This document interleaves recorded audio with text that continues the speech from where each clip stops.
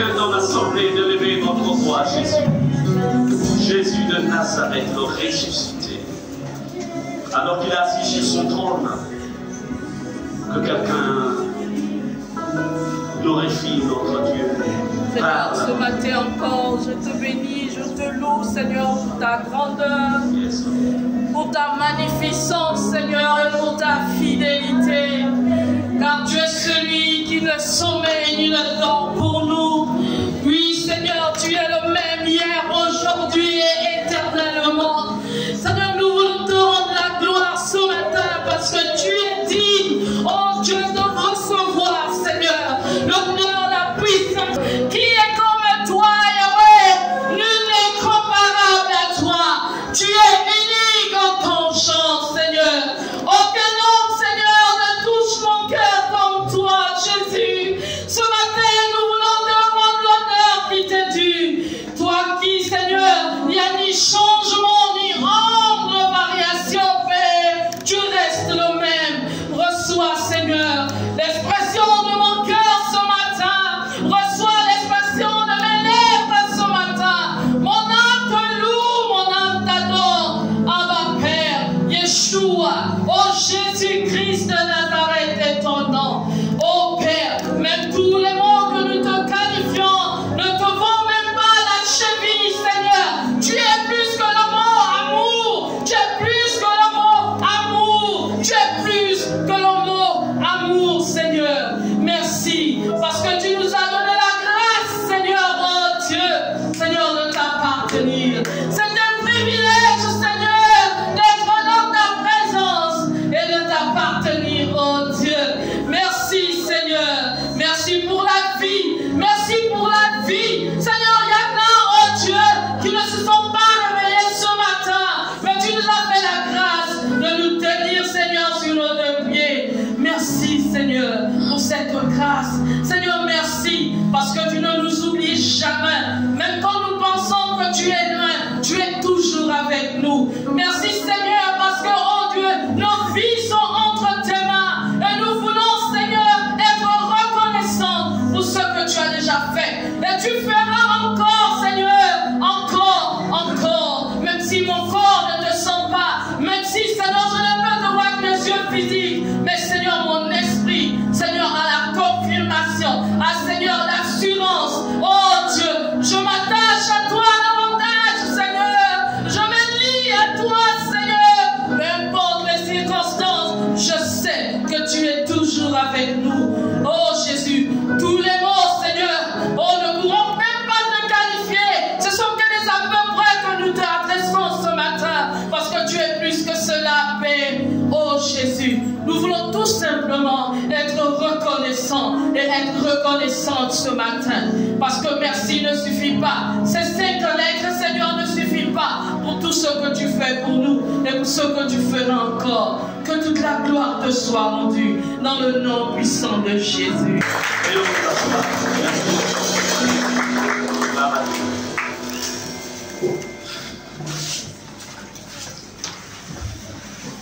Bonjour à tous.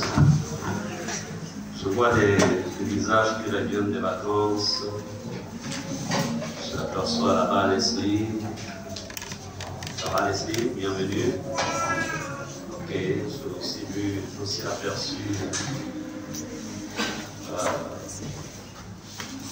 Voilà, aussi. Alors, comment ça s'est passé là-bas? Par la diaconesse Delphine. Voilà. Non, ça va?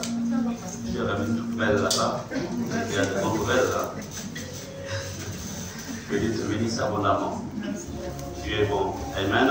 Amen. Nous bénissons donc le Seigneur pour la grâce qu'il nous fait de nous retrouver dans sa présence. Il y a certains qui m'ont appelé, qui ont voyagé aussi.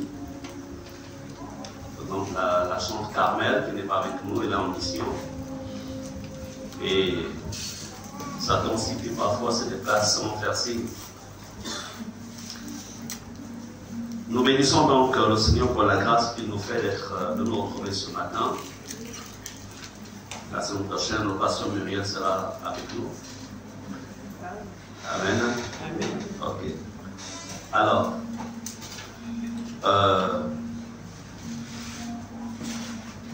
aujourd'hui nous sommes là. C'est parce que tout simplement le Seigneur a prévu une parole pour chacun d'entre nous. Je ne passe aucun jour sans pourtant exposer ma vie devant le miroir de la parole. Chaque jour, je ne m'endors pas sans pourtant être sûr que si Jésus revient dans la nuit, que je partirai avec lui. Je voudrais encore une fois rappeler à chacun d'entre vous que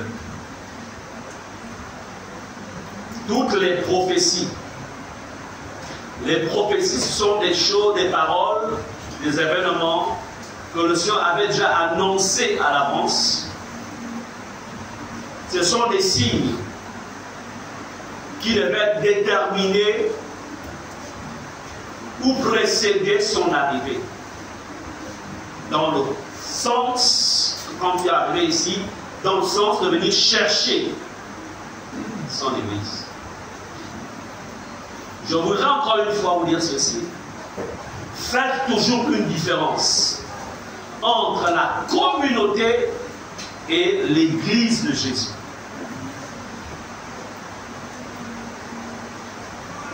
On peut appartenir à une communauté, mais cependant ne pas faire partie de l'Église de Jésus.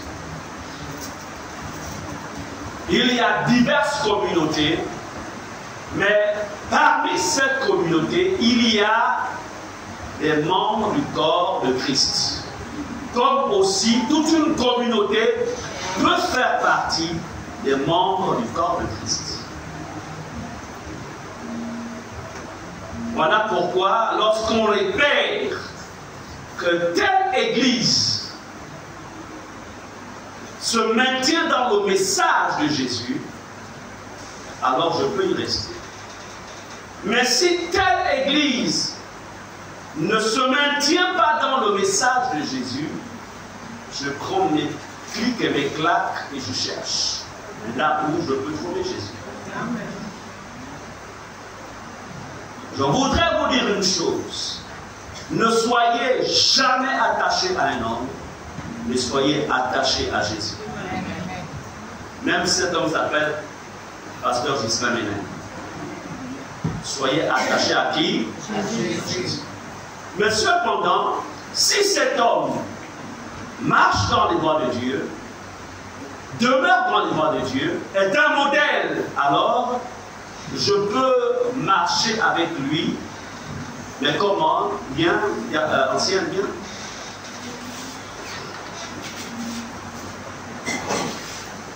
Je marcherai avec lui, pas comme ça, mais je marcherai avec en mettant une distance.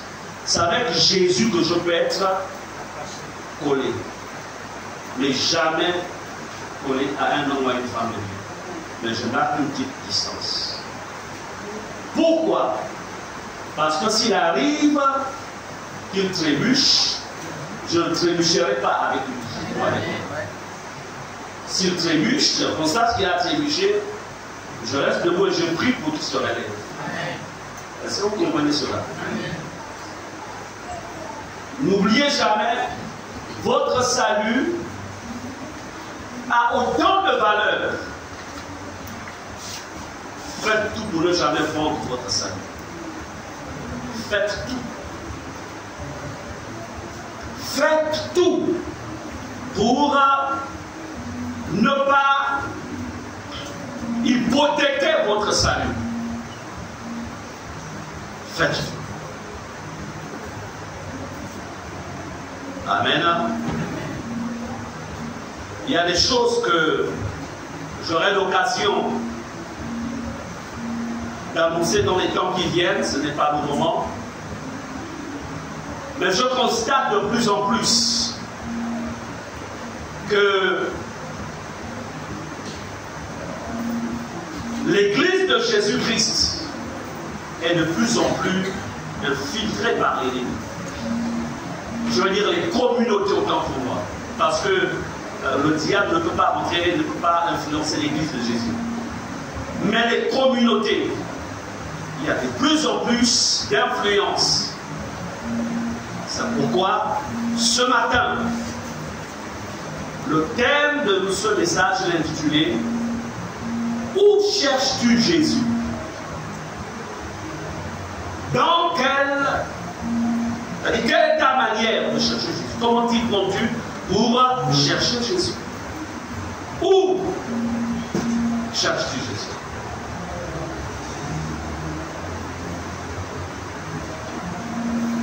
Jésus est une personne divine. Il est Dieu. Jésus, tu as la capacité de voir Jésus pas avec tes yeux physiques, mais avec les yeux de l'esprit. Jésus, il t'aime tellement qu'il aimerait demeurer avec toi de manière permanente. Jésus n'est pas juste une histoire qui s'est passée en l'an où il y a plus de 2000 ans en arrière. Non. Jésus est plus réel autant que vous et moi nous sommes réels. Jésus, c'est chaque jour que tu dois rechercher Jésus parce qu'il est infini. Tu as besoin de connaître chaque domaine de la personne ou de la personnalité de Jésus. L'homme est un être fini. C'est-à-dire l'homme a des zones de limites. Par exemple, on dit, bon, je connais tel frère, bon, c'est quelqu'un de patient, mais sa patience a telle limite. Donc à partir de là, je dois faire attention pour ne pas l'énerver. Mais Jésus, il est illimité, il est Dieu. C'est pourquoi Jésus, c'est chaque jour. Chaque jour. Amen. Où cherches-tu Jésus? Beaucoup de chrétiens aujourd'hui, déjà il y en a de ceux qui ne cherchent pas Jésus. Et il y a de ceux qui le cherchent juste un tout petit peu. Et il y a certains qui, bon, le cherchent réellement. Jésus a dit, dans Jean 7, ou Jean chapitre 7, verset 34, Jean chapitre 7, verset 34. Nous lisons ce qui suit. Il est écrit, vous me chercherez. Ça, c'est Jésus qui parle. Amen. Comment ça te partie? Vous me chercherez. Donc, Jésus, on doit le chercher. On doit chercher à connaître Jésus dans la profondeur de son amour. On doit chercher à connaître Jésus dans la promotion, dans la profondeur plutôt de sa miséricorde. On doit chercher Jésus dans la profondeur de sa puissance. Etc., etc. Il dit, vous me cherchez. Mais il y avait un problème avec certains ici, c'est qu'on nous dit, il dit plus loin, il dit, et vous ne me trouverez pas, et vous ne pouvez venir où je serai. Comme pour dire, chercher Jésus, c'est une chose. Le trouver, c'en est une autre. C'est important. Si vous cherchez Jésus là où il n'est pas, vous ne le trouverez pas. Donc le tout n'est pas le tout. Je cherche Jésus.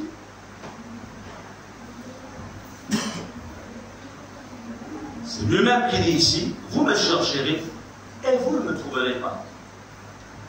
Mais nous verrons qu'il y a d'autres passages où il dit, où il est écrit, vous me chercherez et vous me trouverez. Mais je voudrais ici d'abord, je veux beaucoup parler du fait, sur le fait de ne pas trouver Jésus.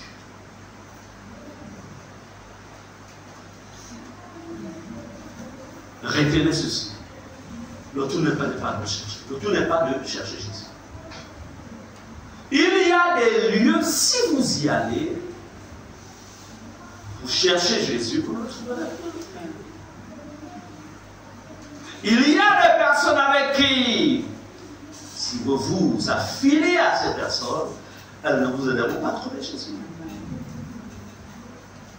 Il y a des lieux, il y a des personnes.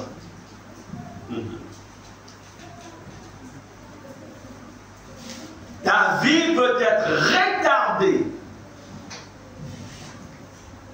Ta marche peut être retardée.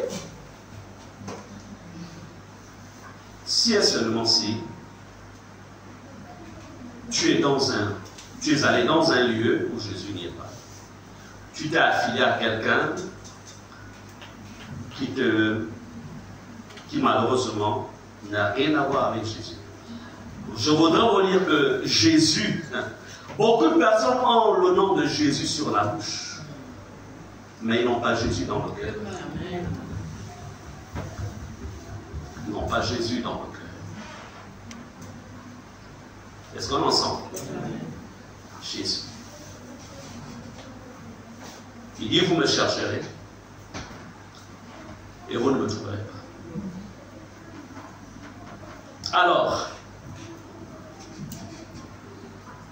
et voyez-vous, pourquoi autant de légèreté, autant de superficialité, autant de vie de mensonge, vie d'apparence dans la vie de beaucoup? Une vie d'apparence. On fait semblant. Et quand on rentre dans la vie de la personne, tout n'est que puanteur. Tout n'est que saleté. Tu dis, my God. C'est ça Jésus. J'en veux pas. Pourquoi? Et pourtant, la personne te dira, j'ai passé 3 semaines de jeûne et de prière. L'autre te dira, je jeûne 1 fois ou 3 fois par semaine. L'autre te dira, je passe tout mon temps à lire la Bible. Et d'autres te diront, je fais le monde entier je vais de conférence en conférence. Mais cependant, Jésus, on ne le voit pas. Je voudrais vous dire une chose. De la même manière que Jésus est venu révéler le Père, l'Église a la responsabilité de révéler Jésus. Et je réponds. Jésus a dit, celui qui m'a vu, a vu le Père. Et en vérité, l'Église doit révéler Jésus. En fait, quand tu dis l'Église, peut-être que tu ne comprends pas. En fait, tu dois révéler Jésus. Quand on te voit, on doit voir Jésus. Jésus, par une vie d'amour, parce que si tu me dis aujourd'hui, il a quelle forme? Je ne vois pas sa forme. Mais dans mon esprit, je sais qu'il est là. Je sais qu'il envoie. C'est la même chose aussi avec toi. Nous sommes d'accord. Si tout au long de ta vie terrestre, tu n'as pas été l'instrument qui révèle Jésus, il ne faut pas rêver, tu ne vas pas monter. Écoutez, il ne faut pas rêver, tu vas rester. Ce sont ceux qui révèlent Jésus. Dieu est amour, Jésus est amour, il est miséricordieux. Et lorsqu'on voit ta vie, on voit la miséricorde, on voit l'amour se manifester. Oui. Jésus est saint. Ta vie doit révéler la sainteté de Dieu. Si on ne voit pas la sainteté dans ta vie, tu ne révèles pas Jésus. Et tu n'as pas révélé Jésus dans sa sainteté. Tu n'as pas révélé Jésus dans sa miséricorde. Tu t'es trompé de chemin.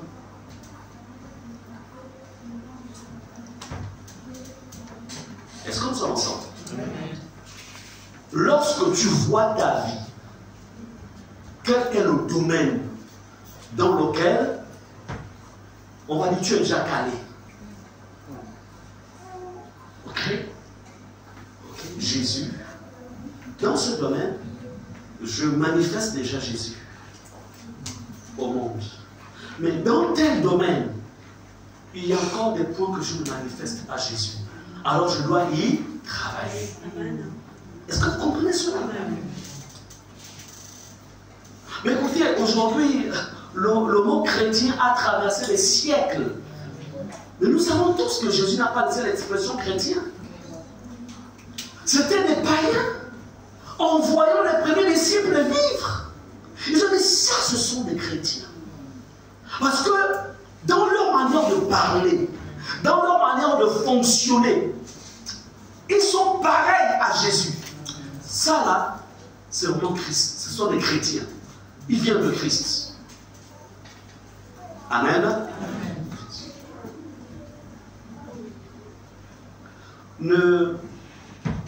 Beaucoup malheureusement parmi vous, vous avez cherché, vous avez perdu. En fait, vos regards se tournent plus vers les hommes. Écoutez ceci.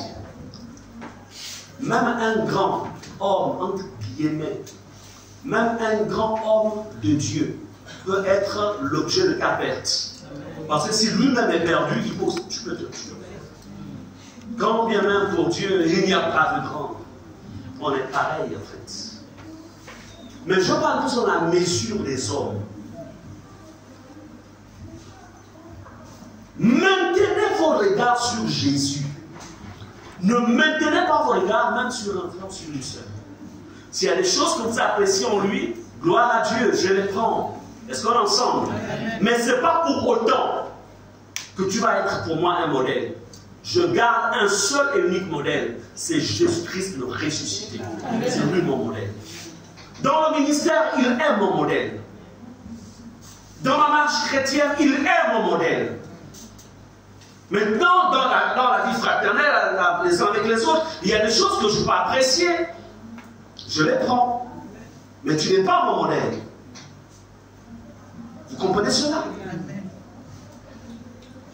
Ayez pour seul modèle Jésus. C'est lui qui a dit, je suis le chemin, je suis la vérité et je suis la vie.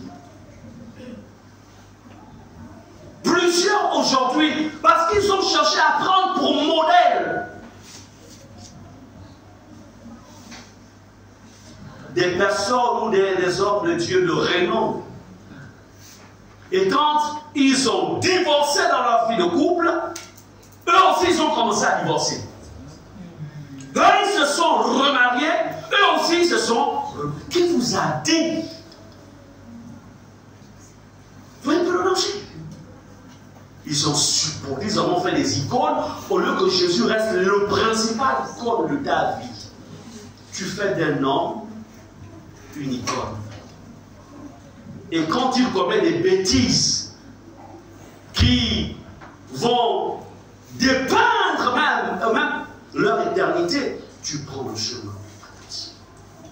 Le même chemin que le praticien. Est-ce qu'on est ensemble? Seul Jésus.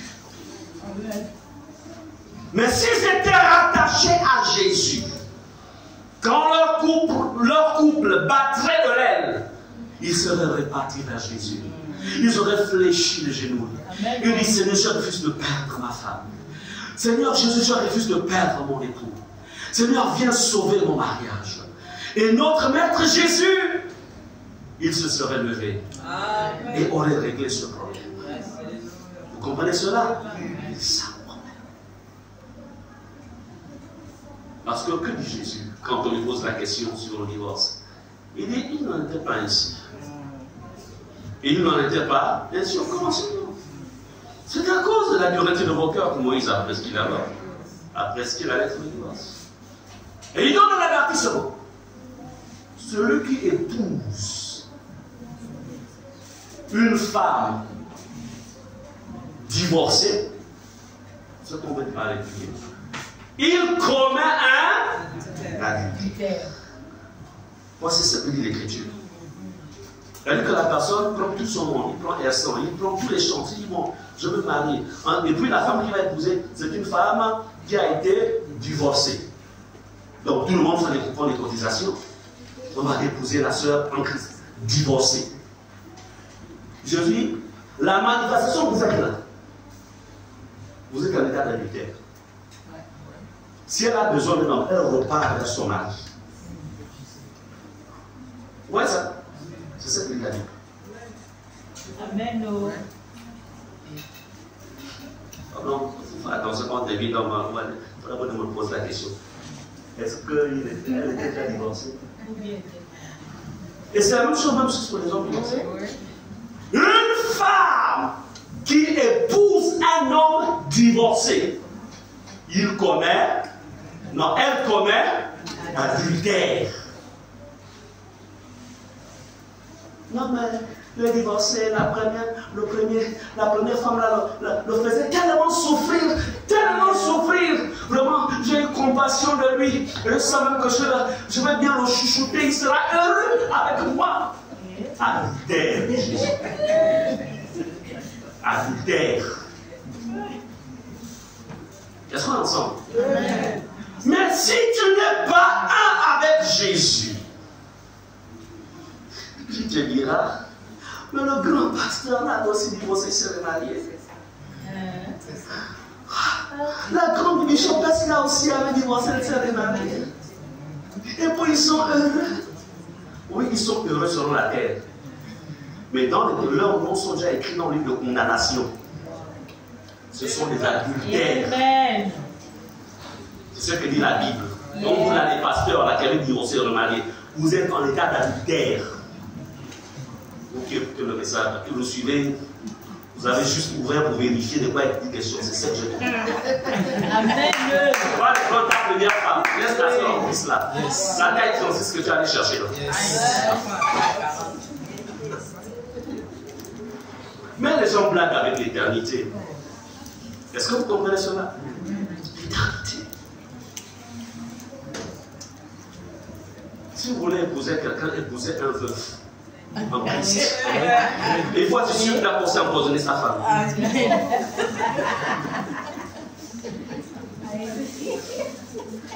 Est-ce qu'on ensemble? Bref, on en reparlera. Je voudrais ici vous faire comprendre qu'il y a tellement de fausseté qui s'est introduit dans l'Église que si on détourne nos regards de la parole, ce serait chercher Jésus du mauvais côté. Est-ce que vous comprenez cela? Qu'il soit votre seul modèle. Donc, voyez-vous ici, dans Luc 24, verset 1 à 9, ouvrons Luc 24, 1 à 9, nous lisons ce qui suit. Luc 24, 1 à 9. Je vais demander à notre intercesseuse, Annie, de nous lire ce passage. Le livre 24, verset 1 à 9. Je lis la parole de Dieu dans Luc 24, verset 1 à 9.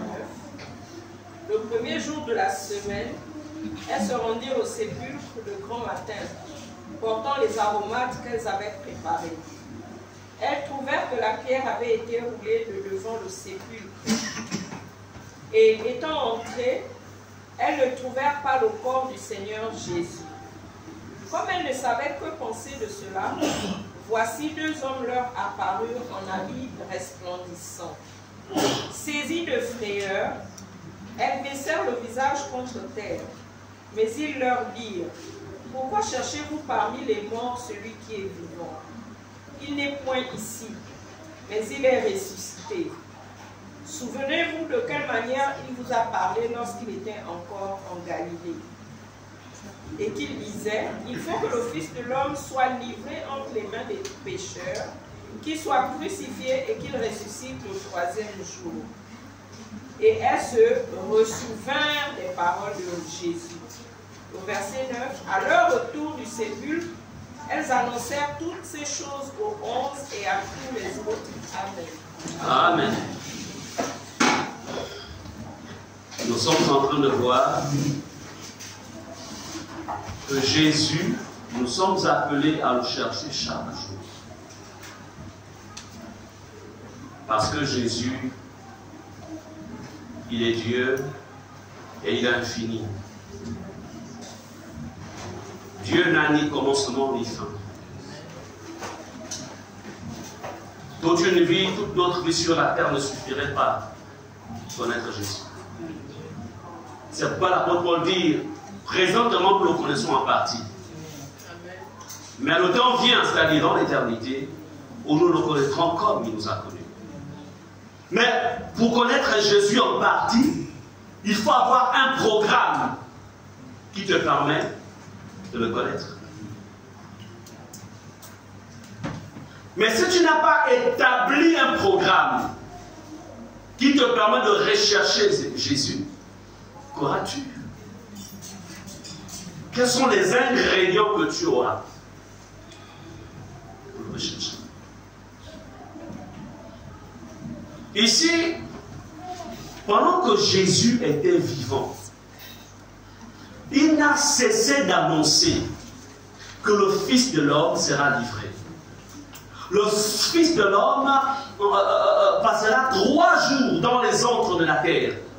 Et le 3e jour, il ressuscitera. Il avait annoncé.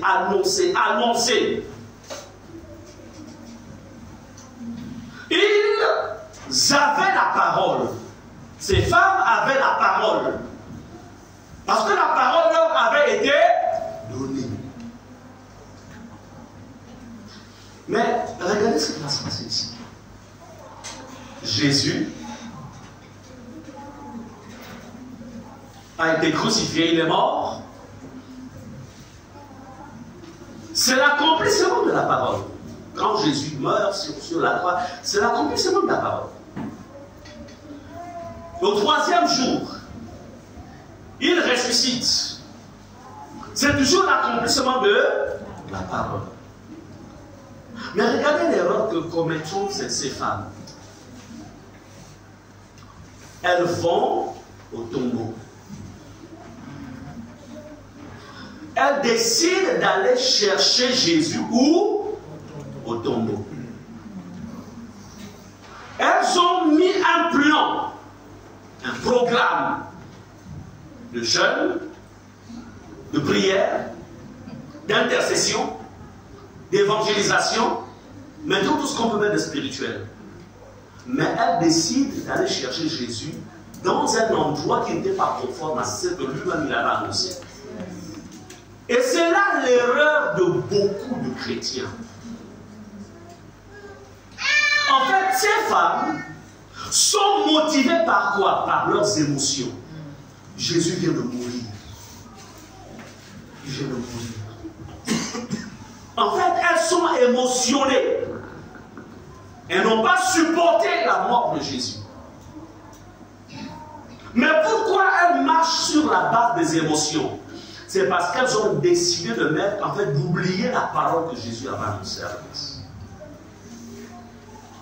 Donc les sentiments, les émotions ont pris le dessus sur la parole que Jésus avait annoncée. Et c'est le piège dans lequel beaucoup de chrétiens tombent. On tombe dans les... En fait, on laisse parler nos émotions. On laisse parler nos sentiments. On laisse parler, en fait, les circonstances qui nous environnent. Et on oublie la parole. Où cherches-tu Jésus? Ces femmes vont prendre la décision d'aller chercher Jésus au tombeau. Au tombeau. C'est pourquoi, plus haut, dans Jean 7:4, on a lu, vous me chercherez et vous ne me trouverez pas, c'est-à-dire que vous ne me trouverez pas là où ma parole n'a pas dit que je suis. Amen. Comment cherches-tu Jésus? Yes. Où cherches-tu Jésus? Avec qui cherches-tu Jésus? Yes. Vous savez, l'homme est un vase. Je vais appeler l'ancien Ulrich ici. L'homme est un vase sur le plan spirituel. Chacun d'entre nous avons ce qu'on appelle des doses de la présence de Dieu. Est-ce que vous comprenez cela? Certains, la présence de Dieu, c'est juste au niveau des chevilles. D'autres, c'est au niveau des genoux. D'autres, c'est au niveau des reins. D'autres, c'est au niveau ici. Et d'autres, en fait, sont submergés même. Alors, lui, il est par exemple, le niveau de la présence de Dieu, c'est à ce niveau-ci. Et puis bon, moi, mon niveau, c'est juste au niveau des chevilles. Et il veut se tisser d'amitié avec moi. Tous les jours, il est avec moi. Tous les jours. Vous savez ce qui va se passer? La présence qui est à ce niveau, ça va commencer à descendre. Ça ne veut pas dire qu'il ne va pas me fréquenter. Mais il doit savoir gérer son temps avec moi. Est-ce que vous comprenez cela? En fait, je veux le vider. Parce que je ne suis pas rempli au même degré que lui. Ouais. Parce qu'à chaque fois qu'on se retrouve, c'est beaucoup l'histoire, le CDR. Il est venu, c'était juste pour qu'on puisse.